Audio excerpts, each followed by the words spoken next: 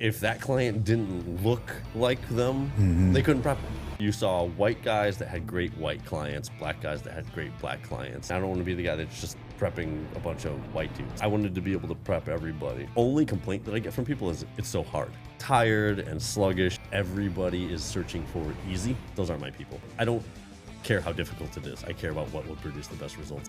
Stress in prep, the testosterone drop is drastic. Whatever this problem is at home, we got to get that taken care of. Let's get a more stable job. Everybody is so different. Yeah. What works for me won't work for you and won't work for the next guy.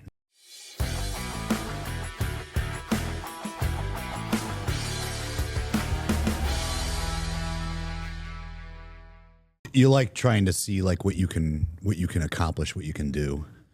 Yeah. And for me, coaching is always at the forefront of that.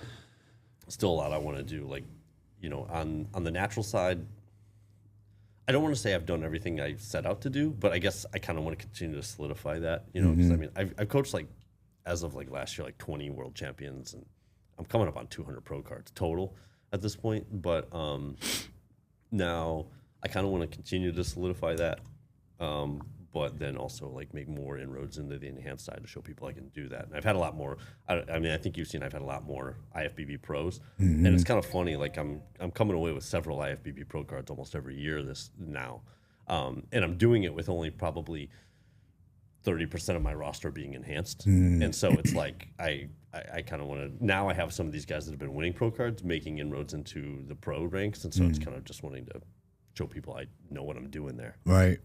How many clients are you working with right now? You know, I don't always count the number of clients because I try not to put pressure on myself to keep a steady client load, because if I have a high number of newbies, they're so demanding of my time.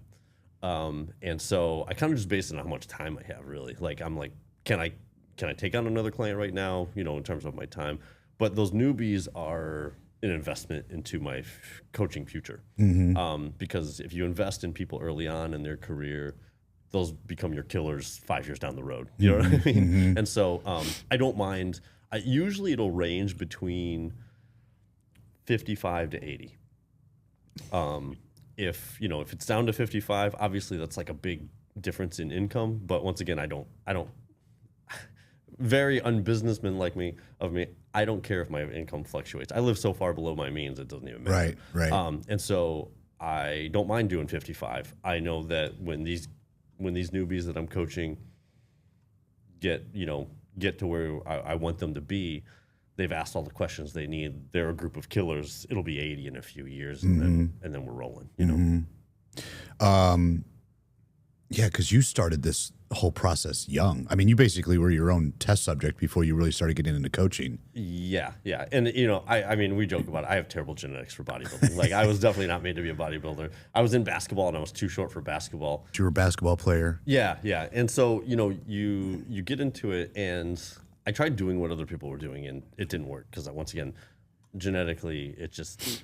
and so I did crazy things in the early years of my coaching business, or not even coaching, in the early years of my lifting career. I have boxes of my old notes and logbooks. I would do things where I would be like, what happens if I just eat 400 grams of protein this month, but keep carbs under 100 grams and high fats. And then the following month, I'd be like, what happens if I do almost the opposite, low protein and very high carb and low fat?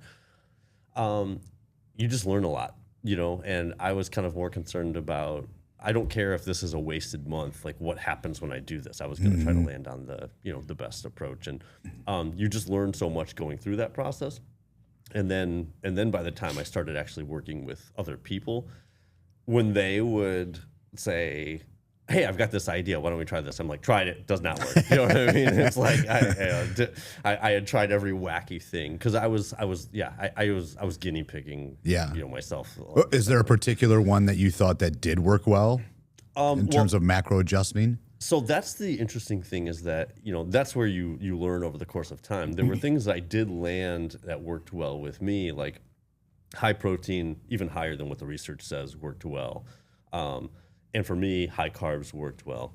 But then you come to realize that everybody is so different. What works for me won't work for you and won't work for the next guy. And so, I think that's the thing that becomes, then you start looking for this body type tends to work well with this approach. And so you can make, and it's interesting because I was on a podcast recently that was, it was with a bunch of people from Taiwan and Hong Kong and the Asian area. And they were like, what's the difference between working with people from the West versus the East?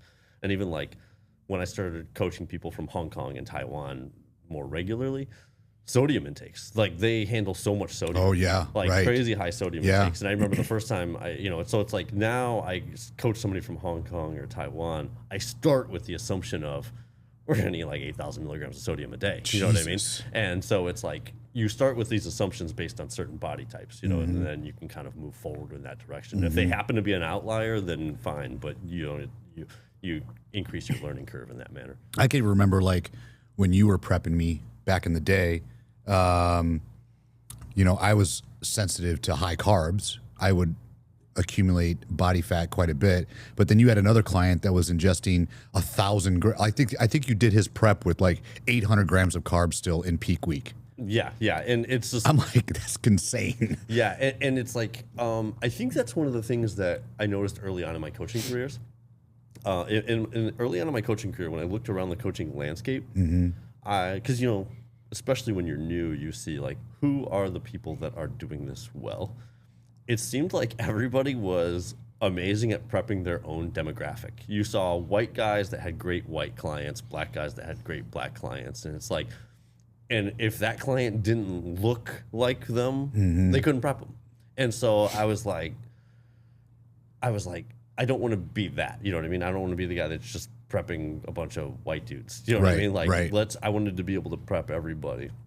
And then, you just pick up little things along the way, what works well for this type of person, what works well for that type of person. And then also you add in personalities too, and then you get another thing. But I think that it's like you need to disassociate your own experiences from that a little bit. Like me, I shrink up with cardio. So, well, let's even just take this, but like men and women, I give most men 30 minutes of cardio. If you give most men 30 minutes of cardio in prep, they're like tired and sluggish and whiny, and they do lose a lot of size usually. And then you give most women 30 minutes of cardio, and they're like, I feel fine, I could do more. You know what I mean? And the research does show, and my experience shows, women lose less muscle during prep than men. Really? Yeah. That's fascinating because they always say that, especially men, when you start shrinking the calories, the testosterone goes down as well, which makes them lose that muscle mass. And then women are already low testosterone. So, so funny enough, at my show in 2016 that I was competing in, there was a guy backstage and he was a researcher and he was in my show competing. He was like, I have this idea that, the muscle loss that men see in prep is not due to the testosterone drops. And he's like, I don't know how to test it yet. And then I was like, and he's like, I just don't know how to prove it. And I was like, well, just test women. And he was like, well, what do you mean? I was like, their testosterone fluctuation during prep is far less dramatic than what we see in men. I was like, if they lose just as much muscle, then it's not due to the testosterone. If they don't lose as much, then it is due to the testosterone. And he did test the women, and it was they didn't lose nearly as much muscle as the men. That's amazing. And it's due to the testosterone drops. You know what I mean? It's like you drop a testosterone, and then it's it's most likely a cascading effect, right? It's kind of a chicken and or egg thing. You cut body fat, testosterone drops, performance drops, and then performance drops lead to the muscle loss. So it's probably like this cascading effect that just leads to it all. Right. Plus, most of the time, the body, especially for men, it doesn't want to be big and bulky. It likes to be efficient. Yeah. And having a lot of mass is not efficient. I will say this. This is less, I don't hear people talk about this, but I've done a lot of blood work with a lot of clients over the course. And we're talking natural competitors here. But I think that a lot of the things that apply to natural competitors apply to enhanced competitors. It's just different. Like, okay, natural competitors, you don't want to lose body weight too quickly. You'll lose more muscle. Yep. You can speed it up a little bit more with enhanced competitors. because you have the compounds coming in, you're losing muscle isn't, but you will be flatter if you push that limit too fast. You know what I mean? Like you drop body weight too quickly with enhanced competitors. They could have been fuller because you'd grow more, you know? Yeah. And so, so I a lot of this applies to, once again, but I think there's also something to be said for people don't talk about stress in prep. I have done a lot of blood work over years with people in prep, and I've had the opportunity to do multiple preps with the same person. And if you see somebody that is stressed out over the course of their prep, whatever it may be, trouble at home, more psychological stress, not physical, right? Yep. Trouble at home, job uncertainty, or just stress about the prep because like they're putting a lot of pressure on themselves. I got to win this show. Particularly with men, the testosterone drop is drastic. And if they're really food focused, like I was just so hungry. It's like almost like a panic, right? I'm just so hungry. Oh, I got to eat. And it's like, am I getting too small? The testosterone drop is dramatic. And then, of course, the muscle loss is also dramatic. But if by the next time they prep and you do mental work with them, maybe we take 2 years off and I say, you got to get whatever this problem is at home, we got to get that taken care of. Let's get a more stable job situation. Also, you got to not freak out every time you get hungry. Like, let's start talking about this stuff. Yeah. You can do almost everything else the same with them. If they take care of that mental stress, testosterone does not drop nearly as much. I mean, I've seen differences of 200 points, just from taking care of that. Everything else, and the results are drastically better just by not freaking out. Do you think that's attributed to also the caloric restriction as well? I mean, do you think it's dual where it's caloric restriction and stress? Yes, yeah, but also, I mean, there is plenty of research to show that recovery is just poor when someone is psychologically stressed. And there's so many, you cannot unlink the physiological and the psychological. You just can't do it. One of my favorite studies, they did a study where they brought in subjects and they told them that they were developing a new shake. And they were like, okay, you're going to come in and we want to see what effect it has on the body. And I might be off on a few of the details here, but it's something along the lines of, first, they told them they were going to consume a 200 calorie, they use the word sensible diet shake. And they said they want you to rate the test, and they were going to run a blood test to see what effect it had on the body and stuff like that. And so they did that, right? They gave them this, but they gave them the 200 calorie sensible diet shake. And then they tested their ghrelin levels, which, impacts hunger. Yep. And so they tested their ghrelin levels. They brought them back a couple weeks later and they said, okay, you tried the 200 calorie sensible diet shake. Now you're going to try an 800 calorie decadent dessert shake. And they said, same deal, tested their ghrelin levels. They actually gave them the same shake. It was a 400 calorie shake. And drastically different ghrelin levels. Because they thought they were consuming something different. Placebo effect. And so you can't unlink this. And they did another one too with men. They brought them in. They were going to have a rowing competition. They put them on a rowing machine, and two guys just rowed their asses off, right? And then at the end, they were like, you won. They just picked one, The guy that thought he won had a big spike in testosterone. The guy that thought he lost had a drop in testosterone. Wow. And so I always tell my clients there's so much value in, during prep, walk around, watch your posture. You know what I mean? Like, don't be like, I'm tired, I'm hungry, and this is so hard. Walk around and tell yourself, this isn't that bad. I get to do this. I'm doing something awesome. I get to see my body change. I'm doing something that very few people can do. Like, convince yourself that what you're doing is awesome and you're having a good time, and don't focus on this hunger because it's just going to make things worse, and it becomes this and it will impact your hormones for sure. The interesting thing about that is like, they say that the average 20-year-old now's testosterone levels is the same as a 70-year-old from the 1920s. Yeah. And you think about it, in my opinion. I mean, it's fact. Let's just face it. It's fact. Like the youth today compared to the youth in the 1920s is night and day. Like they have it easy compared to the youth of the 1920s. Their lifestyle was much harder in the 20s than what it is now, but yet they still had, and they probably in the 20s also had a caloric restriction because it was during the Depression. Work was hard. You know, there was kids, there was children, 8, 9, 10 years old that were in the workforce working. Okay. So stress levels were super high, but yet the testosterone levels were still higher back then than compared to today. Yeah, I think, oh man. All right, let's just go down a rabbit hole here. But yeah. I've been coaching for almost 16 years now. And I don't know if you know this, but even before I coached bodybuilders, I did spend some years coaching basketball players as well. I was an assistant high school coach before that as well. Spent a couple of years doing that as well. And now as a bodybuilding coach, I do coach a lot of late teens, early 20s. There's differences for sure in what I've seen. And, you know, from when I started coaching to now in those 16 years. And I see the biggest differences in the young male demographic.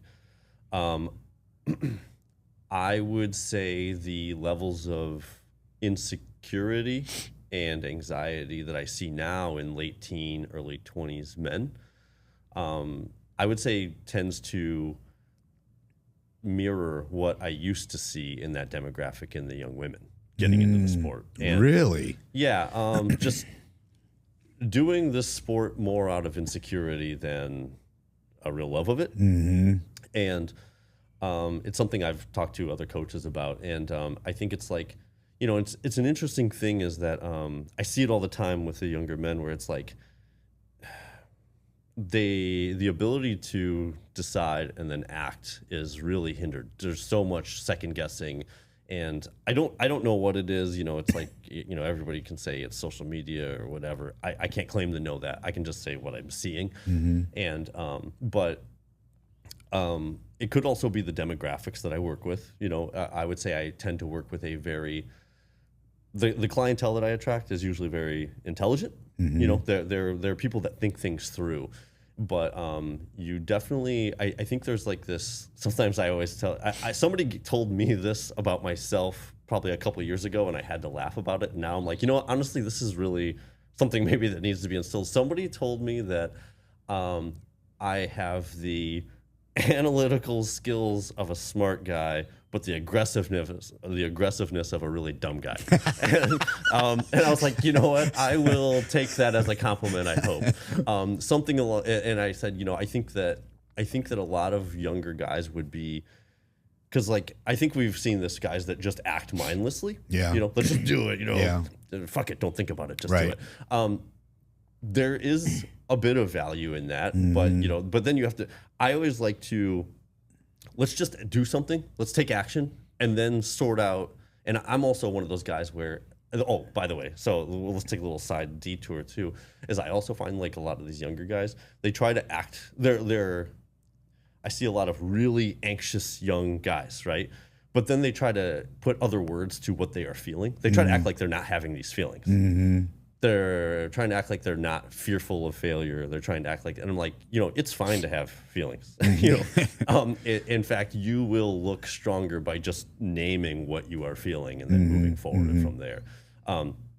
And so I think you need, but I think it's like, I think sometimes men work a little bit better in this aspect of let's sort out our feelings after. Do you know what I mean? Yep. Take the action first. I like to, and I try to encourage, like, let's, you know, in the bodybuilding realm,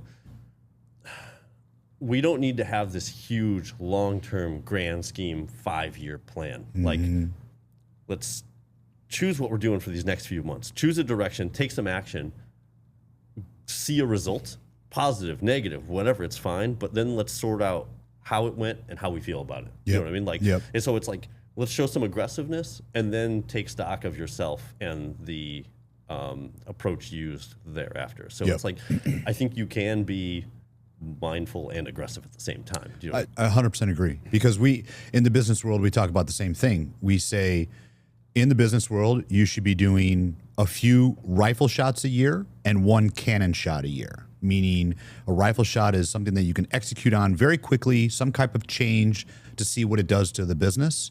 A cannon is something that's big, that you're going to have to plan a little bit, and it's going to, really determine which direction the business is going. But if you do those little shots, it gives you it'll give you feedback on what's working and what's not. Yeah, and like you said though, it's like I think that I think this has probably been an ongoing thing for guys forever, is that they're also not really good at taking stock about how they're feeling about a situation. Yeah. Mm-hmm. But now it's like I do see like bigger emotions from some of the younger guys than I feel like I used to see, and it's stifling their aggressiveness. And so it's like, I think it's even more important than, if it's stifling your aggressiveness, take stock of that. Do you know what I mean? And, we were talking about before we flipped on it, I don't mind saying it, but, I got divorced recently, several months ago. And so somebody was asking me, like, how I was doing. And I think they were expecting me to be like, I'm fine. You know what I mean? I'm fine. Yeah. And I was like, I just said, I'm sad. I was like, and I said, but I'll be all right. I was like, I'm sad. I was like, I just got divorced. Of course I'm sad. You know what I mean? Yeah. But I'll be fine. And they were like, I don't know if I've ever heard a guy just say that they're sad. And I was like, well, I was like, I'm gonna look like a fool if I was like, clearly I'm sad. Do you know what I mean? Like if I try to be like, no, it's fine. Then I'm look like I'm just like either I'm not in tune with myself and I'm trying to convince myself of something that's not true, or I'm just like avoiding it. I feel comfortable just saying what it is. You know what I mean? And I try to, and I think when you can kind of take stock of yourself, like if you're not willing to put words to what you're experiencing or you're avoidant of it, you're going to make poor decisions. Yeah. There are times where we're going to take, like you said, a cannon shot. You're going to take a big risk. It's all right to be like, damn, I'm nervous. I hope this works out. Right. I hope this doesn't go poorly. Right. Say you're nervous, because then if you're trying to pretend like you're not, either you are going to be oblivious that you might be taking action based off of nerves rather than the analytics of the situation, or other people are going to lose faith in you because they're like, this guy doesn't even know what's going on with himself. How can he know what's going on with these other things? Yep. Yeah, totally. Yeah. It's like, you need to have faith in your own ability to analyze yourself and your actions, and then you need to instill that faith in others, that exactly not only what's going on around you but within yourself. Yeah. I think that's a lot of people, right? So many people I know that have great potential, but they're so worried about taking that first step. They get paralysis by analysis. They're worried about the failure, and it's like, you're going to fail, right? It's like when you're in the gym and you're trying to go for a PR on the bench or whatever lift, right? You're most likely going to fail the first time, if you don't plan accordingly. But the next time around, you get better, right? And then you eventually get that PR, and then it keeps going up from there, Yeah. My one of my old coaches used to say, are you trying to win or are you just trying not to lose? And I think so many people work from this aspect of they're just trying not to lose, and it's like bodybuilding is such an interesting thing where bodybuilders really have this like tendency to like think of themselves in these really grandiose terms, like I'm a lone wolf on a mission, and they're like they do this strong like visualization techniques where they're like, I'm gonna see myself collecting that trophy. So they go into this like show day and they think to themselves like, this is mine. I deserve this, But then when you really look at their process, I'm like, you've done nothing that makes you stand out from the crowd. Do you know what I mean? Right. Like absolutely nothing. And it's been, sometimes people are shocked when they get my training programs. They're like, this is so much value. I mean, it's not common, but it's not unheard of that I send someone their startup information and they quit within the first week. And these are experienced bodybuilders. They're like, I just don't, this is a lot. And I'm like, yeah, you know what I mean? Like, I'm not interested in just producing good bodybuilders. I'm like, I'm going to push you to the limits, and we don't find out where that limit is unless we test it. And it's so funny because people, they always say they want all of these amazing things, but they aren't willing to like take the action that is uncommon to get to those things. 100%. And I always, and then there'll be times where I'm in the process and I'm just getting so much resistance. I don't want to do this. I don't want to do that. And it's like, if you have a long list of things you aren't willing to do, that's fine, as long as you have a list of things that you like aren't willing to achieve. Yeah. And so I don't mind telling them, because honestly, I'm not that coach. You've known me for a long time. I'm not that coach that I don't want you to just look like you belong on stage. Yeah. And so I always tell them, I think it's fine for people to engage in the sport to just have fun, but I'll refer you to a coach that's focused more on fun. Yeah, yeah. I mean, that when I did my show, that's all it was for me, was for fun. I just wanted to kind of check the box that I did it, because like you said, I'm genetically not built for bodybuilding at all, and but it was an experience, Prior to that, I had always competed in powerlifting, which I loved, but I wanted to do the other side of that, so it was very different. It is funny because I think like sometimes when I do one thing really well is get lean. I get really lean, and it's so funny where sometimes people act like I'm just not built for the sport. I'm like, honestly, I've probably not met anyone more so than myself that's not built for the sport. So I'm like, if I can do it, I know somebody else can do it. Yeah. And so it's just interesting. There's even like there's a researcher that put together something called the size frame model. His name is Dr. Casey Budd, and he put together a size frame model. And think of it in terms of like body fat percentage. It's not like an exact science, but it can give you some indication. He created a formula where you put in your wrist circumference and your ankle circumference and your height.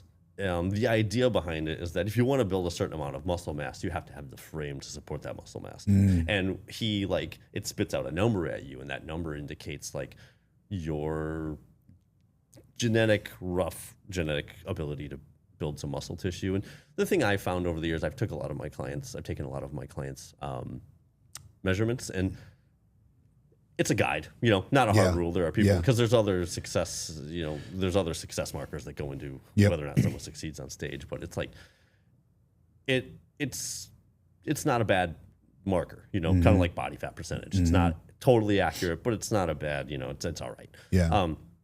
And to date, I've never tested anyone lower than myself. Really? Yeah. For 6'2" wrist circumference, I'm like the lowest I've ever tested. So it's like I've coached 500 clients, and I'm like, none of you have the, I'm the lowest I've tested of the 500. Yeah. I'm sure there are people out there with worse genetic potential than myself, but it's like I haven't met them yet. You know what I mean? Yeah. And it's like I just think that people don't know what they can do until they just give it everything they have. And I've always, I've always given it everything that I have. And so it's like, that's the other thing too, is I think with my clients, when they tell me this is a lot of volume or I don't feel like I can take much more, I'm like, I'm not asking you to do anything I haven't done myself, like many times. Yeah. And so, it's like, I know it's possible because I've done it many times. Like, let's go, What is it, a lot of volume to them?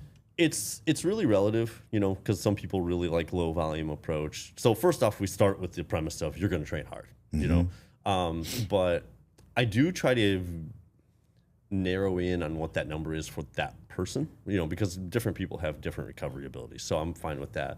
But a lot of the research showing that like 10 sets per muscle group per week, it's not what I'm seeing happening in real life. At least, I think that works well for people maybe within their first 5 years of training. But once you start to get to those advanced stages, if you want to push it, you got to push it. It is not uncommon for me to give people 40 sets per muscle group per week. Wow. 30 to 40, maybe sometimes 25. Now, when you say sets, you're not, is that working sets or is that including the warm-up sets or? That usually doesn't include the warm-up sets. I will use, now I do think there's also a lot of, because I think there's a lot of variation in terms of how often someone can go to failure as well. Yeah. Because, how reactive someone's CNS is, you see differences with people in terms of how excitable they are. Some people are just very excitable. Some people it takes a lot to get them going. So I always tell people, like, how you're feeling. If you should take one set to failure for that day or if you should take 6, like I want you to exercise some of your autonomy there.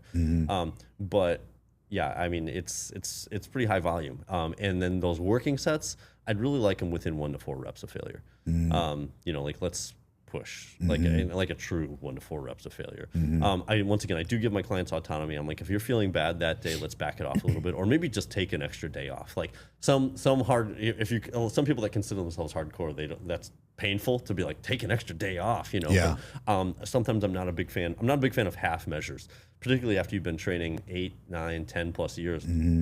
It takes a lot of stimulus to produce growth.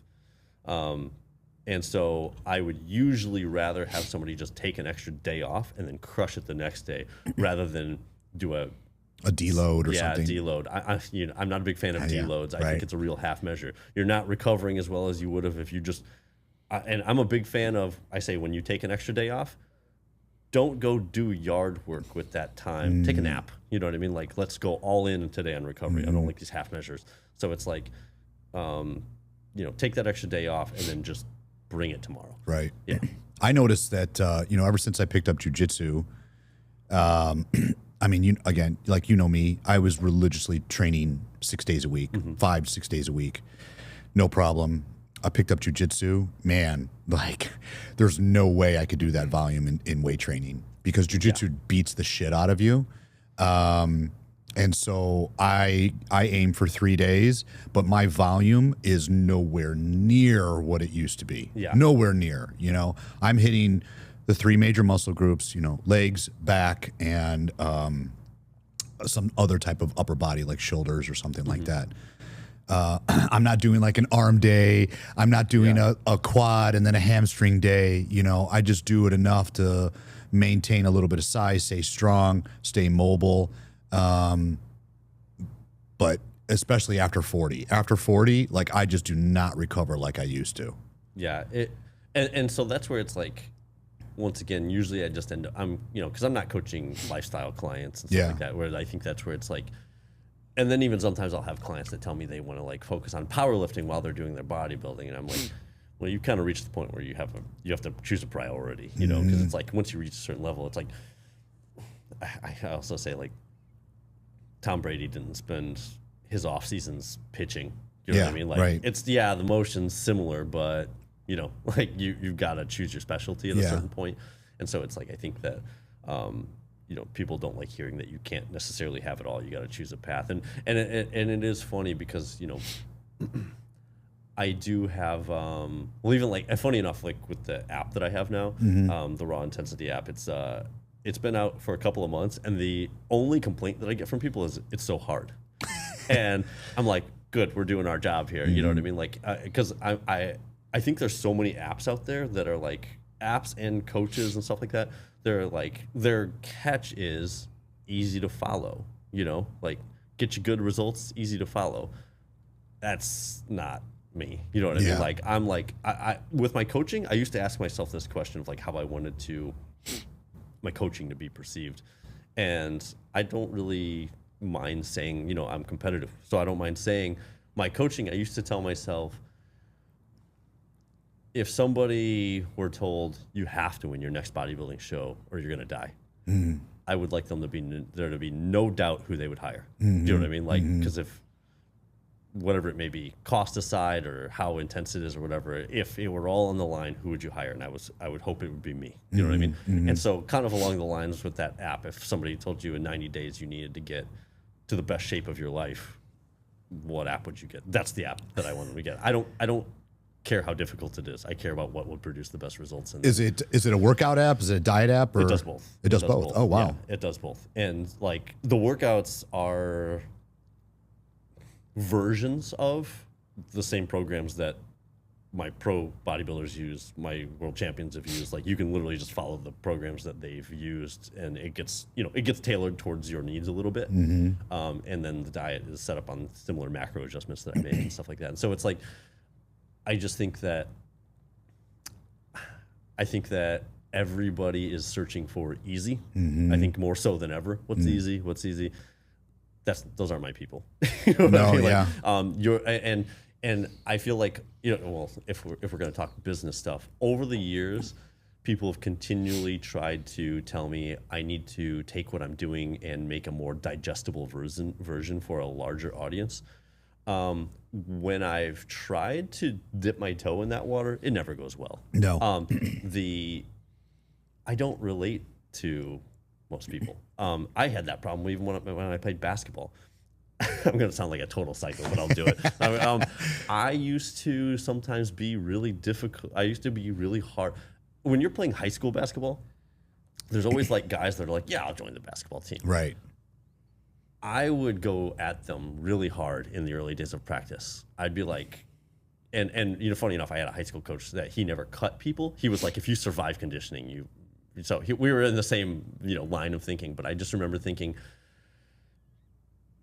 I hope this guy quits before the season starts. I don't want him on this team. Do you know what I mean? Yeah, like, you're that competitive. Yes, like I don't want this guy goofing off in practice. He needs to get off this team. And sometimes I was probably a little hard on my teammates, but also it's like I just don't want you here. Do you know what I mean? Like I want people that are. I just have a really hard time relating to the people that are like I just want to coast, you know, and so I just and in the few non bodybuilders that I coach. I can work with them because usually they're doing something else. Like I coach a couple of guys that are like, they are CEOs and CFOs of like major tech startups. And they've got their own version of let's go for it. Do you know what I mean? Yeah. And I'm like, I can work with that. Do you know what I mean? I can work with people that are in that mindset, honestly. And even years ago, I dipped my toe. I started coaching bodybuilders first, and then I was like, maybe I should try personal training. I like coaching the bodybuilders. And Katie, my wife at the time, my ex-wife now, she still jokes with me about this. She's looked at me one time. She goes, I know I only had 2 clients stick with me beyond 6 weeks when I was personal training. 2. And then she goes, why are your clients always crying? And I was like, I'm not raising my voice, but they would always be like, you're mad at me. And I'm like, no, I'm trying to just push you. Like, let's just go. And so I've realized that my success is going to come sticking with the people that are my people, you know, the people that are looking to better themselves, looking for self-improvement, and really they're not struggling to just get by. You know what I mean? Right. No, I get that because you have to have this obsessive behavior if you want to get into that lifestyle, bodybuilding, all of that stuff. I mean, you know, when I was doing powerlifting, my coach at the time, Eddie Cohn, I mean, he was obsessed with powerlifting. I mean, and that's what's made him the GOAT. Like he literally, hands down, bar none, the best powerlifter that's ever lived, pound for pound. And it's because he literally lived, eat, and breathed powerlifting. I remember him telling me stories like he when he was a kid and like he lived at home, like they had like a flood at the house and the basement was filling with water. And he was headed out to the gym rather than helping his parents clean up. And his parents were like, where the fuck are you going? We need help. He's like, no, this is my gym time. And he left, you know. But that's the obsession that you need, you know, if you want to get to a high level. I used to train at this gym. This is in like the early days of my coaching. I used to train at this gym, and it was a 24-hour gym. This is before like he had the key swipes. Yeah. You know. Yeah. This is before he had the key swipes. And I pull up to the gym, and they're closed. I'm like, what the fuck? And then it hit me. I was like, it's Christmas morning. I was like, it didn't occur to me that the gym would be closed. I was like, of course I'm going to the gym, you know. Yeah, and right. I was like, this is what I do. And then I was like, oh, it's Christmas morning. I was like, this sucks. I was like, I can't believe people take off on Christmas morning. But it didn't even occur to me. Yeah. You know? Yeah. But again, it gets back to that obsessive behavior that is what's made you a great coach, right? Because, I mean, if the audience looks up Cliff Wilson and any of his clients, like your clients are peeled. Like it's like dick skin, man. They are so, like you could literally see every detail in them. And that's very hard to do. And you do it even with the enhanced athletes as well, which is, in my opinion, even harder because when you get on PEDs, a lot of times you're retaining more water. You know, there's other physiological things going on in the body that can wash you out a little bit if you have to, if that's what you want to call it. But even then, your clients natural and enhanced, like I've never seen how peeled they can get. I appreciate it. And so I started coaching natural athletes first, strictly because I'm natural. And so it's like, it's what I knew, and then in like 2016, I had somebody reach out, and he was a super heavyweight bodybuilder, and he had taken like third at nationals and third call out at nationals. And he was like, hey, you seem like you know what you're doing with the diet and training. And would you coach me? And I said, yeah, I don't really know what I'm doing with the PEDs, and so he's like, I'll take care of that. And, he's like, I'll just let you know what I'm doing, and we'll just discuss. And we got him up to sixth like the next year. Wow. And so and that was I was like, I can learn this. You know what I mean? And so I kind of went all in on that. Like, how do I, what are the differences? What are the similarities? And now I still just want to be that guy that can prep anybody. Yeah. And so I enjoy it, the puzzle of it, putting it together, and then there's like also the, not just how do I do it, what diet, training, whatever, what changes do I need to make? But then it's like, because it's going to be hard, then how do I get this person to do it? Because it is going to be hard. And that's when because I would say I have to find the right string of words that this person needs to hear to get this job done. Yeah. And sometimes there's a lot of discussion around that, what do you need to hear from me to get this job done? And I have found that like putting a lot of responsibility, because a lot of bodybuilders like to like check out of the process. They like to be like, just tell me what to do and I'll do it. Just tell me, you tell me to eat dirt, and I'm like, I'm going to need you to take some responsibility in this process. And sometimes when they tell me it's too hard, and I'm like, well, do you want to adjust it and not look as good? And I make it like, I always tell them, you're going to have to say it to me. Yes, I want to adjust the plan and not look as good. Do you know what I mean? Like, I'm not the one making that call. You are. And like, luckily, I think the thing that I've been fortunate with is that in the early days, I lost a lot of clients with that. Do you know what I mean? Like, because there are people that they had to admit to themselves, I'm not willing to push it that hard. You know what I mean? But then over the years, once again, your people find you. And now I just have like this roster of people that are like, and it's not always genetically gifted people. You know that. It's like, it's just people that are like, I just want to see what I'm capable of. Let's go for it. Let's get everything we have. And it's like, get them there. I talk about that on the podcast all the time. Is like, I always tell people you have to hyper focus, because, for example, people telling you, well, maybe you should, start coaching X, Y, and Z. No, you niched down. You hyper focused on competitive bodybuilding athletes, because if you start working with Gen Pop or these other type of people, you could never really become. You could be good, you could be great, but could you never be an expert, because you're not super hyper focused on that niche, right? That's what makes people super successful, is hyper focusing down on one niche. And like you just said, the people will come to you because the results are the proof is in the results. Yeah, and even like I've coached some people that are more like influencers as well. I've done some of it publicly, like even recently, and had some good results with it. And then I've done some that are more behind the scenes, and even like sometimes I've created programs for them, and they're like,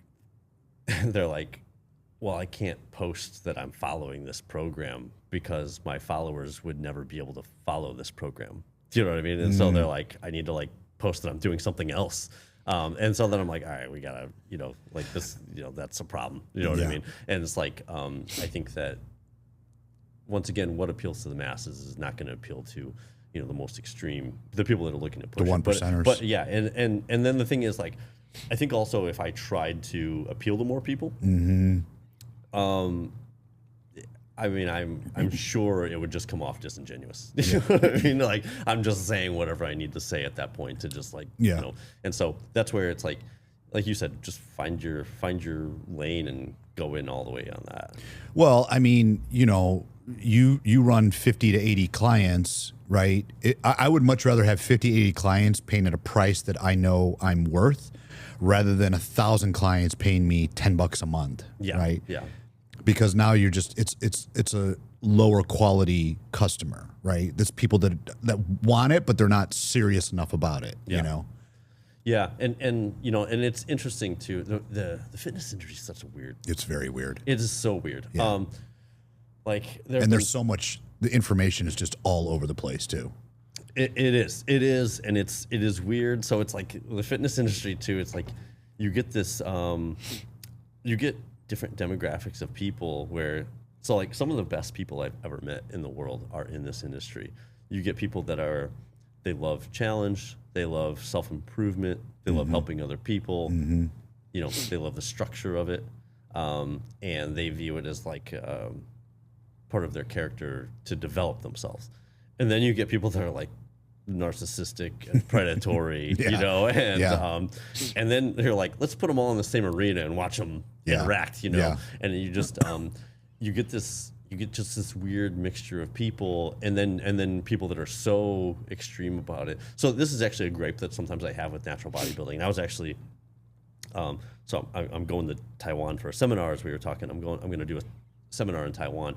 The Asian bodybuilding shows are a production, like great lighting, great production. Sometimes here in the U.S., not so much, particularly the natural bodybuilding ones. Like sometimes I'll talk to natural bodybuilding federations, and they're like, you know, I wish people would take, you know, why are they leaving to go to do this federation or that federation? I'm like, you're holding your world championship at a high school gym.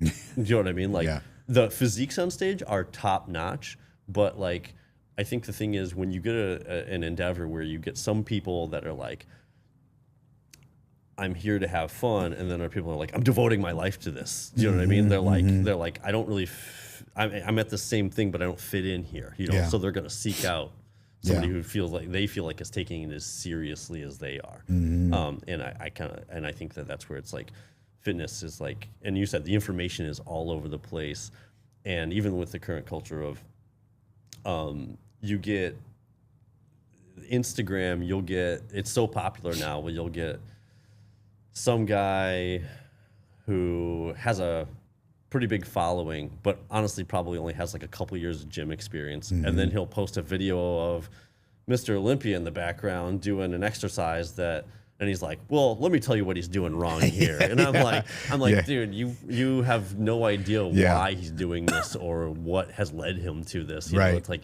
and then you got like, you know, his thousands of, you know, newbie followers that are like, it's good. Why doesn't Mr. Olympia listen to you? And I'm like, good God.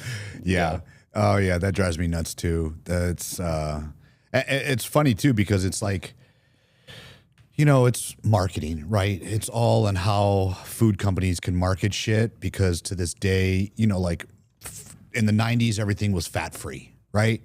And now then like you get into the 2000s and it was low carb, right? It's now the thing is like sugar, right?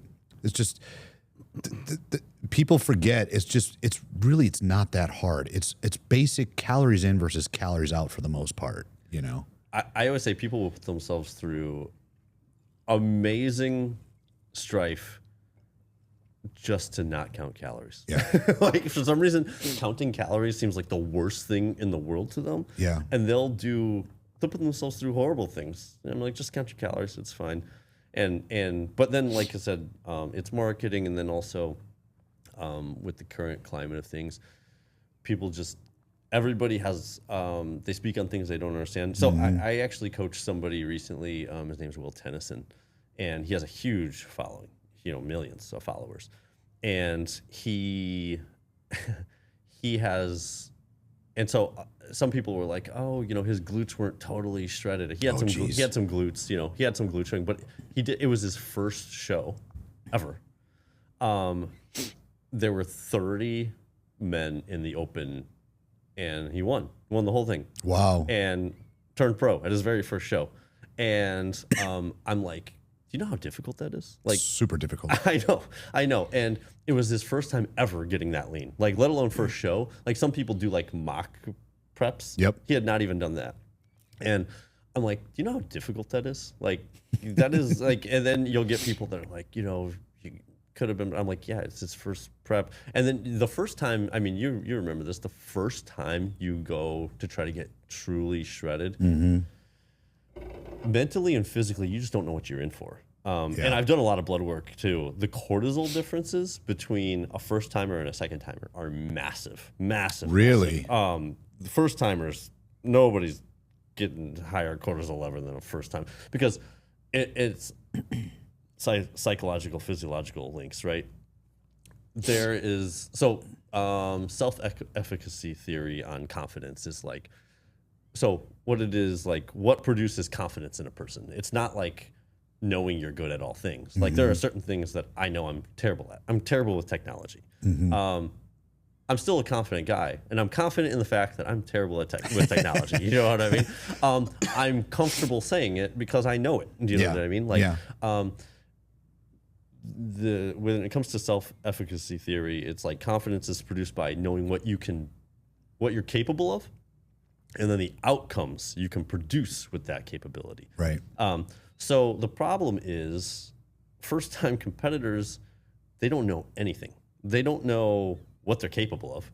Am I going to be able to stick to this diet? Am I going to be able to dig as deep as I need to dig, right? What am I going to look like? You know what I mean? So then, even if you do know all those things, so like say you've run through a mock diet a little bit, so you know if you can get there, you know what you'll look like. You'll be a little bit more confident, but you're still going to not be confident because you also don't know what you can produce with that outcome. Where am I going to place? Is this physique that I have good enough to win, or am I going to take last? So it's like somebody that's been through that process multiple times. So it's just like your whole prep is just filled with, I don't know this. I don't know this. What's coming around the next corner? You know what I mean? It's like this wild ride you're on, and it impacts your physique big time. Like you have a harder time losing fat. You're holding more water. And so it's like, so anyway, long story short is that it's funny how people they comment on stuff that they have no clue about. Right. And then people just like hearing it. And I'm like, man, I think, I always say like, this is why sometimes like professional coaches and professional athletes hate doing their press conferences afterwards. Like they are highly specialized in this thing they do. And then they're like, I gotta walk out here and talk to these people that have never done it and don't know what they're talking about. And plus, most of those people would never say that shit to your face, too. I mean, the keyboard warriors are in abundance out there, you know? Yeah. It is interesting. The people that know me always joke that sometimes people don't come on my page and talk shit so much like they used to, because I will engage with them, usually. You should. I do, and I will usually lead them to the point where they look foolish. You know what I mean? Like, because you'll get somebody that like, you know, clearly has no clue what they're talking about. Yep. And I think the thing is like, sometimes the funny thing is too, I'm like, man, but also on the other hand, how sad, because it's like, clearly, usually these are the people that like nobody values their opinion. You know what I mean? So they're like trying to put their opinion out to where it matters. And then the other thing is like, I just think that a lot of the times it's easier to just comment on what other people are doing than it is to go do something, you know, worthwhile yourself. Yeah. I recently, similar situation. I had, you know, we used to hold Group X classes here, right? Different variety of style of aerobic classes, and ever since COVID, they just were never the same. You know, when COVID just took away a lot of those people, they didn't want to go. Plus competition, right? And so we would average, you know, some classes we would average 20 to 30 people. Now we were averaging 3 or 4, you know. And so we were doing everything we could to try and build that back up. We would, you know, send emails and text messages to the past members that used to go to the club or to the classes. We were running ads online. You know, we changed the website around. We were trying to do all of these things to try and build it back up. But they just weren't coming, you know. And I let it go on for years and years and years, you know, because a lot of these instructors have been here for 15 plus years. You know, they're like family. So finally I made the decision this year that like we were just going to cancel Group X. Just the payroll was more than what we were getting in the number of members utilizing the classes, you know? And so I canceled the classes effective June 1. And man, the backlash online was insane. Really? Oh, yeah. Even though only 4 people were showing up? Well, in total, it was like probably 40 members across all classes across the whole week, but we had a few people that would go and comment on every single one of our posts, all of our ads, talking about how bad of a facility we are, talking about how bad of a person I am, all of this stuff. And I'm just like, really, you're trying to hurt me, but really you're just making yourself look like a fool more than anything, Yeah. It is interesting too how people they like being outraged now. I have read some research that social media posts that are showing outrage get the highest level of engagement, and I don't like to play that game. I almost never make posts that are like outrage type posts. And I think that's the thing is why I'll never have like a real big social media following like some other people, because I don't really play that game. Yeah. But it's I don't understand that want to be outraged. You know what I mean? Yeah. Like mostly it's stressful. Yeah, mostly I'm like I don't know. I'm having a good time in life. You know what I mean? Yeah. Like I'm not looking to be outraged about something. Absolutely. I did want to ask you, I know you don't really work with Gen Pop, but what is a few basic principles that you think that more people should follow in their diet and nutrition to be more successful in their journey to becoming, I'll call it, healthier? Yeah, I mean, so the thing that's interesting is that what produces. So, I mean, I don't work with Gen Pop, but the principles of what takes place between my bodybuilders and Gen Pop and lifestyle is the same. Mm-hmm. It's just the degree to which you carry it. And the interesting thing, though, is that, and I was talking to, once again, my ex-wife, Katie. She's also one of my coaches. We still work together. We're still good friends. We always joke about how we always work together so well. And it was easier than being married to each other. But we joke about how, so the things that produce forward progress, sometimes faster, sometimes slower, are minimal. Like you don't need a lot to produce forward progress. Track your calories, track your body weight, because that lets you know what direction you're headed, right? Mm-hmm. Head to the gym 3-4 times a week and put in high level of effort for maybe an hour. Mm-hmm. I mean, honestly, that will produce forward progress. The problem, though, is a matter of consistency. Mm-hmm. It is okay to sometimes even say, things are messy right now in my life. I can't do forward progress. I need to just hold, right? Mm-hmm. Mm-hmm. Holding is fine, particularly for a non-competitor. Holding is fine. Just don't give it back, And so it's like with Katie, one thing we always talk about with her clients is like these Gen Pop clients is that, things will get busy at work or a holiday come, and then a bad month, they want to put on 10 pounds. And it's like, just pause. You know what I mean? Like, instead of going to the gym 4 days that week, go 3. Have a lighter workout. You know what I mean? Mm-hmm.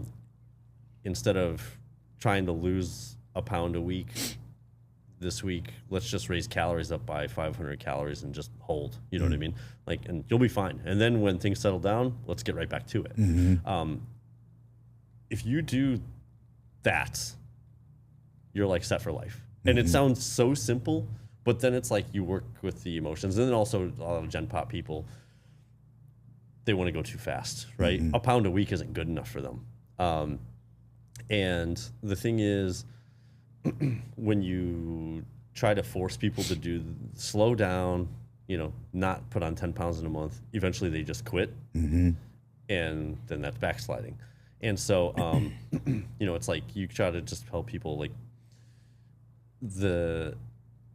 you're your own worst enemy. And this is actually where I would say, so then funny enough though, I don't work with Gen Top because this is where I lose them, because then I don't say it in a harsh manner, but I'll just come out, and this is where maybe I probably would need to find different wording if I was ever going to do it. But I just say like, you're sabotaging your life right now. And sometimes I'll even say like, because then they'll complain about things in their life too. And I'm like, you do this in everything, like you do this in everything in your life. It's like Yeah, and it's like you just need to do what works for long enough to let it pile up. And it's like, but people, they make their lives harder than it has to be honest with you. They really do. And it's like, once again, 3-4 days a week at the gym, high level of effort, track your calories, and make sure and track your body weight, and then you're going to be good. Do you think, because I know that there's still this mentality that you should just cut carbs, just take carbs out completely? Yeah. I mean, it's really for the average person, it's just going to be calories. Eat enough protein. Now, there are things that will make you feel better, like eating healthier food. That's going to make you feel better. But also, just keeping a healthy body weight is going to make you feel better. Like I would actually say keeping a healthy body weight will make you feel better than eating healthy. But and then but I guess that also, that comes in line with the other thing that I think is, so I just named, just previously I just named a few things that you need to do to like get yourself moving in the right direction. I think that people try to change too many variables at once, and they burden themselves with it. All right, I'm going to cut my carbs. I'm going to eat plenty of fruits and vegetables, and I'm going to cut my calories, and I'm going to go to the gym for an hour, 6 days a week, and I'm going to stop smoking, and I'm going to do this. An analogy I always use sometimes to my newer competitors, because sometimes my newer competitors, the first time I ever competed, they're like, they'll look at something one of my advanced competitors is doing. They're like, well, he's doing this, this, and this. I should start doing this. I'm like, one thing at a time. You know what I mean? Like, and they're like, well, how come we haven't looked at exercise videos yet? And I'm like, one thing at a time. If I use an analogy, okay, so right now I'm 41 years old. I have a daughter. I'm a very active parent in my daughter's life. She's 7. And she's not a passive 7-year-old. She's wild. She's a wild 7-year-old. I coach, let's say, usually around 70 clients, right? 70 clients. I have an app. I do speaking engagements. It's not a big thing, but I have like investments in rental properties, and I have 2 coaches, and I have all of these responsibilities. I mean, there's more I could name, but it's like I have all of these things, right? Imagine if I took all of the responsibilities that I have right now and I dropped them into the lap of 20-year-old me. I'd be crushed. I would absolutely be crushed. Sure. I mean, holding just a job at 20 years old is a challenge in itself. You know what I mean? I didn't develop the skills yet. It doesn't mean I would never get there. But one thing at a time, you know what I mean? And it's not like, and I didn't do it all at a time. It's like, and I literally just posted something in my story. Like sometimes I see like younger coaches and they see some of the things that I have going on. They're like, well, and I like mentor people too. And it's like, well, so-and-so has this mentorship program and this, they have their app and they have this. And I'm like, you've only been coaching 2 years. Coach. Just be damn good at coaching before you add anything else to it, And I think that it goes that way with diet and training. Do one thing at a time. Get really good at this one thing. Make sure that you have a firm hold on it, not this tenuous grasp of it, a firm hold, and this is like part of your life now, and then you add another thing. And so it's like, I think that's where the value of a good coach comes into play. But then the problem though is like, I think some people aren't good at spotting value because they're like, well, my coach doesn't have me doing this, this, this, this, and this. They're not a good coach. And it's like, they don't understand that you need to be baby step to this point. So it's like, once again, one thing at a time. Get good at this one thing, and then we add another thing. Get good at this one thing, and I would apply that to everything in life: diet, training, business, life. Like I see some people where they're like constantly adding more and more things to their life in general, and I'm like, you gotta make sure that this one thing fits first before you add another thing. God, I feel like you're talking to me right now, man. Yeah. Comparison's the thief of joy, as they say, right? I'm terrible about that, man. It's like, I always say I have business ADD. I just want to I'm interested in so many things and I want to do so many things, but I got to keep telling myself, you got to hyper focus. Yeah. I think it helps that I'm never online. Yeah. Like my, I'm just never online. It's like, yeah, I think you even asked me, so many people are like, do you know so-and-so from the fitness, from this podcast or this YouTube? And I'm like, nah, I don't know anybody. And funny enough, I think it's also because I try, like, a lot of times I like my own opinions more. And I don't like to be biased by other people's opinions. So I try to just focus on how I think about things and feel about things, and then I'll poke my head around occasionally and try to maybe I'll Google and get the other takes on it after I've formed my own opinions. I don't like to have other people's opinions influencing my start. Yeah. But yeah, I think it's like, just trying to add one thing at a time and then get good at that thing and then move on to the next. And so it's like, with the business stuff, I wrote that book a couple years ago, and it's like, I wrote another one that I still have to get out, but it's like, trying to just get good at one thing before I move on to the next. And same thing with diet and training. You don't need to be doing all the things. You don't need to be count your calories first before you start swapping out the foods you eat. I mean, there have even been times where I've given people the advice of, they're like, well, I eat a lot of these like frozen chicken nuggets, and stuff like that. And I'm like, fine, keep doing that. Just eat less of them. You know what I mean? Like master eating less of the chicken nuggets. You know what I mean? And then once you've mastered eating fewer chicken nuggets, then let's like put an apple in there. Do you? I know you don't work with Gen Pop, but you're smart enough to know, and your coaches work with Gen Pop. Do you, when you get to a point where their metabolism is kind of firing on good all cylinders, and you're starting to see progress in weight loss, would you tell a Gen Pop person, okay, now you can start slowly adding food in? Because over time, you want your metabolism to start ticking upwards, right? Yeah, it depends on what phase they're in, really. Because so even with like my coaches, I would say I'm involved in their process. The thing that usually doesn't work out well between me and Gen Pop is my personality, unfortunately. The logistics I'm good with, and usually I'll tell them like what I would say to them, and then they put like, they'll be like, we kind of like, we have discussions about clients essentially, and then ultimately it's their clients, so they make the final call, but I'm always kind of like giving my 2 cents on things. And so it depends on what phase they're in, if they are getting to that point. But I think that both of my Gen Pop and my bodybuilders, so much psychology comes into play. So for example, I think with the Gen Pop people, one thing that we use is like acclimation.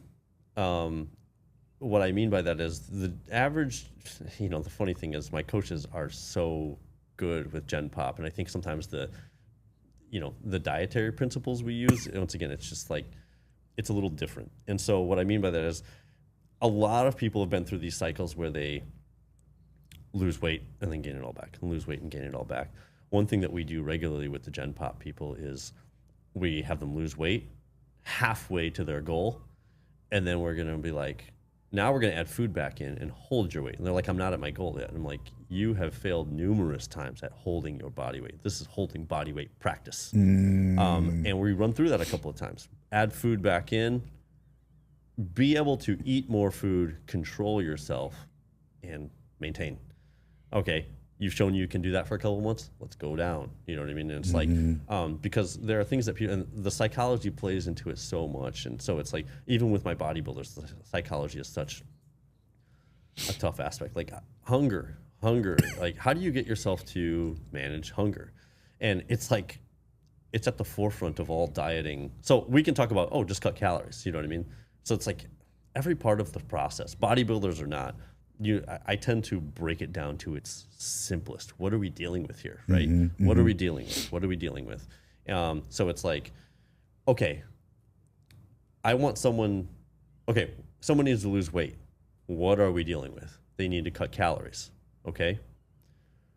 They're having trouble cutting calories. What are we dealing with? They're hungry, okay? They have trouble with hunger. What are we dealing with? Do you know what I mean? So it's like, it's not just cutting calories. It's continual. What are we dealing with? How do we get down? So when get it's deeper and deeper, they can't deal with hunger. that usually involves a couple of conversations, but the gist of what I get people to is I ask them, this is where I need people to be in touch with their feelings at the risk of, because guys particular, but even women will do this. You tell me what to do and I'll do it. You need me to eat dirt. You need me to run through that wall. I'll do it. I'm like, no, we're going to talk about this. And I'll ask my clients this sometimes, what does hunger feel like? Well, I don't really know. Sometimes the words panicky will come out, stressful, anxiety. And I always guide them to, you're on the right track here. Does it feel dangerous? I think at its core level, it feels a little dangerous, right? You get this like uneasy feeling, like something bad's going to happen, and it's because for most of animal history, but human history is hunger was dangerous. I mean, it's like your signal. If you don't eat, you're going to die. Right, You know what I mean? right. We don't think that. We feel it. Anybody who's ever been to a prep knows you have this. You don't think you're going to die, but it feels like it. Like there's something bad's going to happen. You know what I mean? Yeah. And so you're panicky, you're stressed, you're anxious. So I think this is where you got to be in touch. And I'm talking to the young guys again. Be in touch with what you are feeling, because you have to align what you feel with what you know. And this is where I think the coaching aspect comes into. It's like you have to align with what you feel. This is dangerous, but what you know is this is not dangerous. Such value in like when those moments when the hunger is hitting really hard, be able to like stop yourself from going to the fridge or going to that restaurant, take a few deep breaths. This is not dangerous. You know what I mean? I know this is not dangerous. Yeah. I have another meal coming. I'm going to be just fine. Sit with the discomfort. You don't avoid it by pounding pounds of vegetables and filling your stomach, because it's not the full stomach, it's the caloric restriction. And usually when your hunger is at its highest, it's because you are actively losing body fat right now. Like you're tapping into some reserves that your body doesn't want to in terms of clearing out those body fat cells, And so it's like, take a deep breath. This is not dangerous. It's almost meditative, right? It's almost meditative and like, this is not dangerous. What I feel is not in line with what I know, and I need to bring those in alignment. What would you rather do more or first, cut calories or increase cardio to help in losing body fat? So cut calories. I'll break it down into bodybuilders versus Gen Pop. It's like bodybuilders, early in my career, I wasn't sure of that answer. They both logically had merit to me. I add more food, you can have more carbs coming in, you just do cardio to kind of like offset that. Hunger would be lower in that thought. And the opposite end would be, just eat less food, do less cardio. And I wasn't sure, and I ran multiple tests with clients, and they let me do multiple tests with the same client. The answer was resoundingly clear. People held more muscle and looked way better and felt better when they were doing little to no cardio and cutting calories. Even to this day, you mentioned about how my clients are always look shredded. Some people will need cardio because you don't want to push calories so low that they have trouble with like malnutrition, right? Yeah. But I will add cardio in last. We're going to push calories very low before I add cardio in. And people get leaner, they hold more muscle, performance stays higher with weight training. Usually they say hunger's not even as bad. I find cardio makes people hungry. I would agree with that. You do cardio, you're going to be much hungrier. Yeah. And so for bodybuilders, you're just going to look better. And then for the average Gen Pop person, once again, I don't think you're going to be as hungry. The other thing is the average person is always just, sometimes I think bodybuilders are so good with structure, right? I know how to structure my day, Yep. I think the average person struggles with that structure. And so they're always so strapped for a time.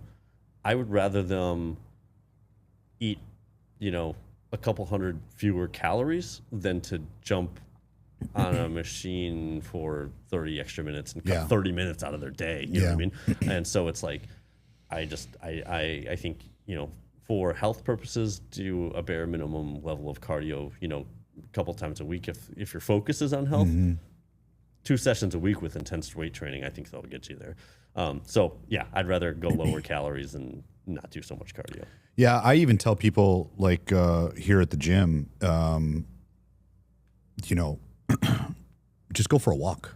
Yeah. Most people don't. They're not. Most people nowadays are so immobile. They're like sitting at a desk all day. They barely move. Just go for a walk. Yeah, and a lot of people don't like treadmills anyway. Right. They it's a stressful thing to them. Yep. And even with like some of my bodybuilders, I prescribe weird things. So like some bodybuilders also get in this mode. I'm a bodybuilder. I get it when I'm in prep. It's like it does encompass your life. But then you get into the spot where you're like, I know based on the emails this person is sending me, they're not talking about anything else. So then maybe they do have like a little bit of cardio in their plan. I'm like, okay, it's summertime. I'm like, your cardio this week is go for a walk with your wife and do not talk about bodybuilding. You know what I mean? Like talk about something other than bodybuilding, because it's like, I do think there's such a value, and like we've been talking about a lot of these like disjointed things, but sometimes I hate using this word, but I don't have a better word. But holistic. So holistic has kind of been co-opted by like real hippy dippy. Like I promise when I use the word holistic, I'm not going to have you like holding healing crystals while you focus on it. Yeah. But I think a real holistic approach to this is necessary to get the most out of yourself, because you can't ignore pieces. You can say you want to be a serious bodybuilder and like that sounds nice, but you also have to live your real life. You know what I mean? Like you can't be like bodybuilding, and then you're at home with your wife and your kids and it's just bodybuilding. Like the best bodybuilders in my mind are the ones that in the gym are like bodybuilding. And then out of the gym, you just tick those boxes without thinking about it. Yep. And the best bodybuilders I've ever known do that because we do need to do a bodybuilding thing every time you eat, right? You measure it, you cook it, you eat it. Bodybuilders somehow turn that mundane thing into an emotional endeavor. They're like, I want a bodybuilder that will push themselves to the extreme in the gym, but then when they go home, they will put their food on the scale, measure it, cook it, eat it, and can casually chat with their wife and their kids and have a good time doing that. Yeah. They're still checking that box, but it's so light, right? I don't need somebody lining up their scale. I'm sacrificing for my goals right now. You know what I mean? Like this is me living my passions. Do you know how taxing that is? You know what I mean? Like this is, you don't need to make every meal like sacrifice. You know? It's like I'm suffering to win, and I lived every second of misery for this championship. You're never gonna make it. Yeah, you will never make it. You'll burn out very quick. Yes, and you can think like, guys, once again, bodybuilders, this grandiose sense of what they're doing. They're like, I'm just built different, and those guys never last. Yeah, they never last. Yeah. And then if you do, let's say you do one prep like that, you're going to be stringy. You've invested so much. Emotions have energy too. They really do. And people hate when I say this, by the way. Arnold Schwarzenegger used to talk about visualization. Yeah, he did. Like the research shows it does not work. Oh, I thought you were going to go the other way with that. No, in fact, the research shows, study after study after study shows people who use visualization are much less likely to achieve their goals. And study after study after study, and so even in the new book that I haven't published yet, I wrote some of it here even too. I remember. I just haven't I just need to publish it here. Yeah. But I did cited sources throughout the book. I got a couple hundred of them. But when I talked about the part about visualization not being an effective tool, I knew people would push back on that. So I went boom, boom, boom, boom. I put like 5-sided sources showing visualization drains your energy. Huh? It does. I mean, because here, what bodybuilders do? They go to bed at night and they're like, trying to fall asleep, and they're like, I'm going to visualize myself collecting that trophy, and they're going to they're going to be like, oh, it's going to be so good when I collect that trophy. And, it's like, and they get the warm fuzzies of collecting that trophy. And let's be real. They call it visualization. It's fantasy. You know what I mean? You're just fantasizing. I do think that there is some, I do think that it does work in certain circumstances. For an example, let's say you're trying to, I agree with you. If you're trying to visualize the trophy, there's too many external things that could change the outcome of that situation. But if you're in the gym and let's say you're getting ready to do a PR and you're visualizing yourself completing that PR, I do feel like that helps. I would say maybe in the few moments beforehand. Yes. Yeah. Maybe like the night before. No, I agree. Because if you're 100% right. If you're laying in bed the day before and you're trying to visualize the PR. Yeah, more long-term stuff. Yes, you're burning energy trying to do that. And then there's also back-end aspects too that I've absolutely seen with that stuff is that resilience is a big factor. And what I mean by that is like another thing that's a big problem is, okay, so then you need to, what if you don't win? Now there's a reconciling of your fantasy versus the reality.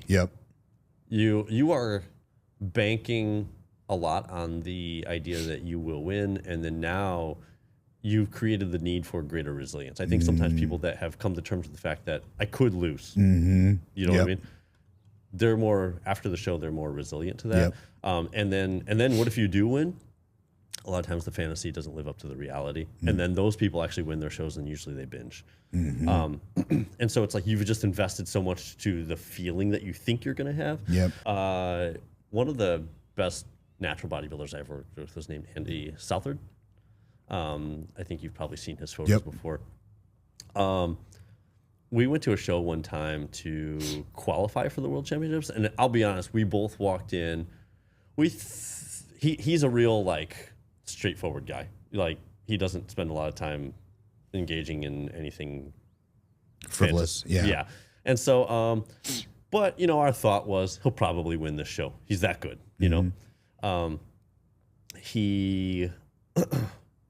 we went in, and just multiple circumstances led to him taking third place. The lighting was bad, which didn't suit his physique. He doesn't have the most aesthetically pleasing physique. He's a mass monster who gets super lean. So the lighting mostly just showed like silhouettes, which did not favor him. There was some poor judging. It happens. And he took third, and he got beat by two guys that probably just had no business beating him. And he walks out, and because he hadn't put so much stock into like winning this, he was like, well, that sucked, And he's like, on to the next one. You know what I mean? Yeah. And 2 weeks later, he competed against those guys that beat him at the World Championships, the Masters World Championships, and he won the whole thing easy. There was no picking himself up off the ground. He wasn't on the ground.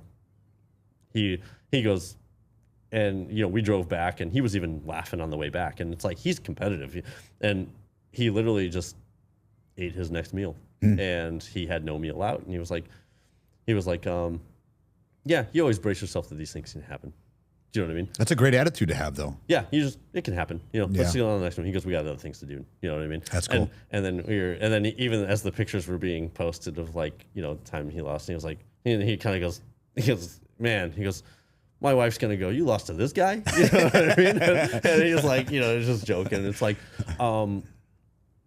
his actions shows that he cares very deeply about this process that he's engaged in, but he doesn't tie himself so emotionally to these outcomes because it'll go up, it'll go down. And so it's like, yeah, the visualization stuff, I sometimes tell my clients, I'm like, I sound like such a buzzkill. I'm like, stop, stop doing that so much. You know what I mean? It's like, let's just focus on the next thing, the next meal, keep it light. Next meal, next training session, let's go for it. The simpler you can make it, the better off you are.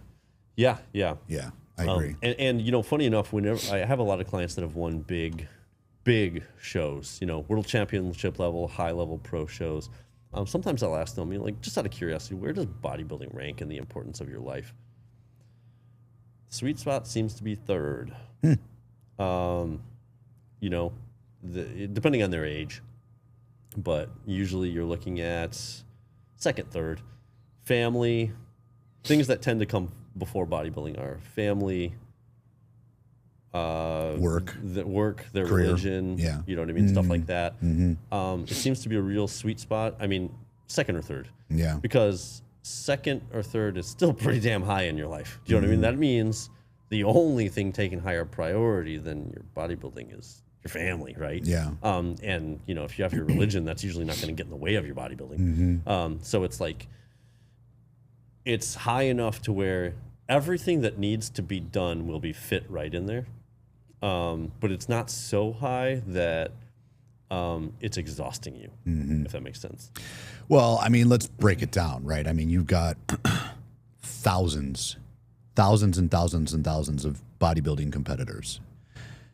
And the people that actually make it to a world stage, like the Olympia, is 1/10 of 1%. Yeah. Right? The number is so small that for someone to think that unless you're a genetic elite, well, how could you ever make this anything more than a hobby, Yeah. And so I guess that's the thing too, is like, how do you fit things within your life? And then the other thing is, how do you think about it? Like, identity is also such an important thing. Like, that when I get a sense that, because I have things that matter to me besides bodybuilding as well. But I mean, look at me, I'm a little obsessive. I'm like, I like lifting weights. Let me build my entire life around lifting weights, But how I think about myself matters. And so, like, sometimes I get the sense that a person has nothing else to them except for this. And that's a problem, because once again, you got to set yourself up so this need for resilience doesn't come into play too often. So what I mean by that is, say what you will, everybody messes up on their diet eventually. It's like, it just happens. The best bodybuilders that I know, not always like winning world championship, but the people who get the most out of themselves, when they mess up on their diet, it's like, I failed today, let's get right back on it. Do you know what I mean? The people that have nothing else in their own identity besides bodybuilding, they mess up on their diet. Now you haven't just failed, you are a failure. Because everything that you are, you just failed at. You know what I mean? And it's like, and even for me, like, my competitive bodybuilding, my own personal competitive bodybuilding, it's almost like a separate identity marker from my coaching bodybuilding. And, I have other things that, I consider myself a good dad. Do you know what I mean? And it's like, I have my own hobbies and accomplishments that I achieved before I got into bodybuilding. It's like, I have other things that make up who I am. Right. So when I mess up on my diet, let's get right back on it. You know what I mean? It's not a big deal. I messed up today, but I'm not a failure as a person, And so it's like, when I get that sense from some of these young guys where I'm like, you don't have anything else in your life, I'm like, you need a friend or a hobby or something.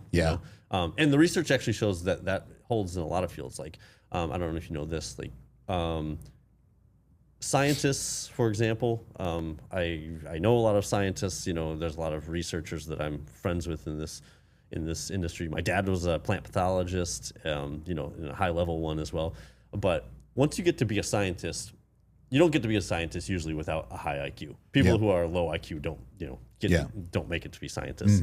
But once you get to that point, IQ is not the differentiator between who wins a Nobel Prize and who doesn't. It's hobbies, passionate hobbies.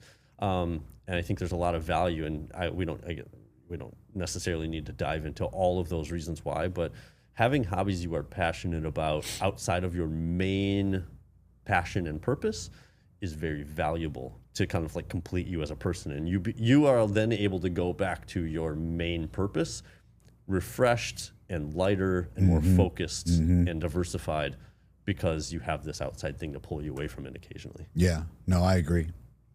I have a selfish question to ask for myself. How would you structure, so I got into competing with jiu-jitsu, right? And in there you have weight classes. how would you structure your food so that you could make weight but still have the calories for the energy that you're going to need to be able to do the matches, right? Because those matches are high intense, plus, you know, it's high nerves because you wake up in the morning, you start thinking about, oh shit, I'm about to get on the mat and try and strangle somebody or get strangled. How would you structure the diet so that you could maintain good calories but still be able to lose the weight? Because I've done it. Like, I've worked with you long enough and other people that I have an idea, but I think I could be better at it because I remember the last competition I did. I had to have honey on the sidelines just because I could feel my sugar tanking, and I just felt like shaky and weak, you know? It's funny. So on the Raw Intensity app, I have a series called Aesthetics versus Performance. And I don't know if you know who Rob Schwartz is, but he's he was the strength and conditioning coach for the U.S. Olympic boxing team. So it's funny. He and I have done phone conversations. So me and him kind of give our takes on what produces aesthetics versus performance. And there's a lot of overlap. There really is. And so it's not unlike a bodybuilder making weight, because usually if you cut weight in bodybuilding to the point where performance would be significantly hindered, you're also going to look worse. Yeah. I guess first off, it would depend. Are you weighing in usually the day before or the day of? It's literally like you weigh in right before you step on the mat. Okay. So it's 5 minutes before you compete. Yeah. So, I mean, this is where there's going to be some individuality in terms of how much you're, taking in. But if you are able to get somebody to have high fats, because fats don't bring a lot of water with it, you know what I mean? And then keep foods pretty, stick with lighter foods. Like, even when I'm carving people up while trying to get them to make weight, like, you're trying to carve them up a little bit while keep them under the marker. Like, you don't want vegetables. Honestly, you don't even want protein. Really? I mean, not in the last day or so. Like, it's not uncommon for me to have somebody that weighs 200 pounds and I've got them down 100 grams of protein the day before, because protein is not going to significantly aid in your performance or your filling out. Do you know what I mean? Yep. But it adds a lot of bulk to the stomach, protein's heavy. It's satiating, so it digests slower. Yeah. So it's I try to get that out of there, and then you can dehydrate a little bit without it impacting performance. But you don't get a lot of leeway, especially if it's minutes. Because the nice thing is, if you have a couple of hours to rehydrate, that's a big advantage. But if it's right before you get on out there, you don't get much. So honestly, the best thing you could probably do is just be mostly within striking distance of your body weight, and then be able to carb up while you're staying within that. But getting all the bulk out of there, a slight water cut, getting sodium down. So the nice thing, so the problem with the carbs is trying, like you said, having honey. You can restock plasma glucose levels pretty quickly, especially if you have something like dextrose or Gatorade. It'll get through the digestive system pretty quickly and restock that. But blood sugar, you can only hold so many carbs available for performance use. You know what I mean? Yep. So that's why it's like you said, you have honey because it's emptying so quickly. Yep. So you'd almost be better off by trying to cut sodium pretty low. Sodium levels can change much more quickly than carbohydrate. Really? Levels. Yeah. Okay. You can get the plasma sodium levels up pretty quickly. So it's cut water a little bit, cut sodium a little bit. Honestly, probably just try to cut food bulk and then keep carbs pretty similar as long as you're in striking distance. So that would be my take. It's an interesting challenge, at least from my perspective, because it's not something I've done a lot of.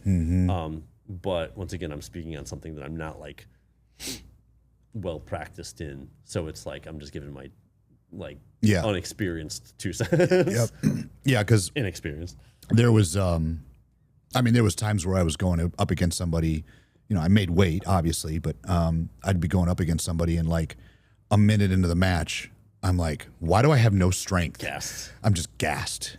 Yeah, I'm just gassed. It is challenging, and then once again, because it also matters how much weight somebody has to cut to get to that point. This is true. For me, it's on average it's about 10 pounds, which is not a lot considering, right? Because you figure in the bodybuilding world, guys are cutting 30 plus pounds sometimes, I even tell the guys at the MMA gym that actually do MMA and jits, I'm always like, look, you guys that are trying to cut 40 pounds 2 weeks before your fight, like you should be within 10, 15 pounds max of your fighting weight year round. Yeah, it is so funny how you see people doing wild things. You know, one thing that also is like problematic in bodybuilding and I believe in other sports is that I've known somebody that was the nutritionist for the Florida Gators. I've known somebody that was the nutritionist for the New Jersey Devils hockey team, the Lakers, you know. One thing that they all say to me is that a lot of times these people that are running nutrition for these sports teams, and the ones I've known, by the way, are highly educated, highly intelligent, well-rounded approach guys. But they're saying like sometimes the guys that run these nutrition programs for these sports teams are quacks, because who hires them, right? Either the GM or the owner of the team. Yep. They're not educated in nutrition. So when you're not educated in any area, right? I don't know about cars. You could put a genius level, you know, mechanic or, you know, expert in cars in front of me, along with a total quack. I probably couldn't tell the difference because I'm so uneducated. Yep. So it's the same thing, right? You get who can come into the owner's office and sweet talk them, you know what I mean? Yeah. And sometimes it's hard to tell what's working and what's not because when you get to a professional sports level, the nutrition matters. But if you have just genetically gifted athletes, what you're doing is not going to matter. You know what I mean? It can't. Maybe it's not strong enough to. Not that it doesn't matter, but maybe it's not a strong enough effect to impact the outcomes. And so I see that in bodybuilding. There are a few coaches I know that they make their bank off of just having a few really gifted athletes, and then the results of the rest of their clients are total shit. Does that make, you know what I mean? Yep. Like, and like one thing I take a lot of pride on is that all of my clients, nobody steps on stage without looking spot on. Yep. You know, you're not just making bank off of your genetically elite clients. Yep. And I've heard that similar sentiment in like boxing and other combat sports where you have guys that are just total quacks getting people to cut ridiculous amounts, and of course just the genetically elite make it, and then they get one or two of those guys and it's like he's a genius, you know. And it's like, yeah, well, you're dealing with somebody that is so gifted, you just managed to not fuck them up enough, right? You know what I mean? Right. So yeah, there's definitely a science to it, that's for sure. Yeah, and yeah, and it's so it's like I just think it's like. And then everybody wants to follow what the top guys are doing, you know? So then it's like if the top guys are doing that, even if it's total quackery, people are going to follow it. And then it's like a total disaster for guys that don't have those genetic elite, you know, those elite genetics. So it's just, it's interesting. And so I think that you're probably looking at that same situation in the combat sports. Yeah. I'm going to try that next competition, actually. I'll be curious to see how I feel. Yeah. Let me know. I'd be curious. Yeah. Cliff, man, I appreciate you coming on. This was a lot of fun. I could talk to you for another, hour and a half. I know. I was like, we didn't even get into the conspiracy shit, man. Yeah. I appreciate it. It feels good because you and I have known each other a lot of years now. Yeah, man. a long time. Flies. It does. Time absolutely flies. It does. Where can everybody find you? Instagram, you can find me at CW Team Wilson, and my website, teamwilsonbb.com. Those are the main two places, to be honest with you. And then my app is the Raw Intensity app. I'm actually going to try the app out. You can get it on the App Store, obviously. You can get it on the App Store. You can also, there's a link on my Instagram page you can get it off of. But yeah, and like I said, it's for the most part, I don't post as much content on my Instagram as I probably should, but I do post content on the app as well and various places. I always say, I coach first I educate second. And so it's like sometimes you market ninth. Oh man, yeah, I know. You know, Katie's always like, sometimes she'll be like, "Hey, just so you know, you haven't posted in a month," and I'm like, "Oh yeah, I probably should post something." Like, I'm in a pretty privileged position that I'm not having to market much anymore these days. That's a good position to be in. Yeah, awesome, man. Well, thanks for coming on. I can't wait to have you on again so we can start talking conspiracy theories. Anytime. All right, buddy. All right, thanks.